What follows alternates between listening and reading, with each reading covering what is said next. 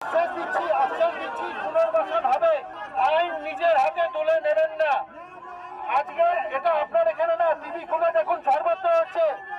গড়িয়াহাটের মতো জায়গায় 5-10,000 হকার উঠে গেছে। আপনারা যদি মনে করেন গাজোয়ারি করবেন তাহলে কিন্তু আমাদের কোনো সাহায্য পাবেন না।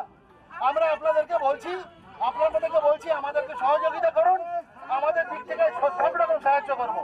মুখ্যমন্ত্রীর নির্দেশে মঙ্গলবারের পর বুধবারও কলকাতা সহ জেলা জুড়ে জবরদখল মুক্ত করার অভিযানে পুলিশ এবং পুরসভা। বেহালা যদুবাবুর বাজার এলাকায় জবরদখল মুক্ত করে ফুটপাত পুনরুদ্ধারে সকাল থেকেই পথে নেমেছে পুলিশ এবং পুরসভা। ডায়মন্ড হারবার রোডে বুলডোজার নিয়ে বেআইনি দখলমুক্ত করার কাজ চালাচ্ছেন পুর আধিকারিকেরা। সোমবার নবান্ন সভাঘরে পুর পরিষেবা নিয়ে বৈঠকে মুখ্যমন্ত্রী মমতা বন্দ্যোপাধ্যায়ের কড়া নির্দেশের পরেই মঙ্গলবার থেকে শহর জুড়ে ফুটপাত দখলমুক্ত করতে পথে নেমেছে পুলিশ এবং পুরসভা। একই ছবি জেলাতেও। সিপি বিনীত গোয়েল বলেছেন, বেআইনিভাবে যারা ফুটপাত দখল করে রেখেছেন তাদের বিরুদ্ধে অভিযান চলবে।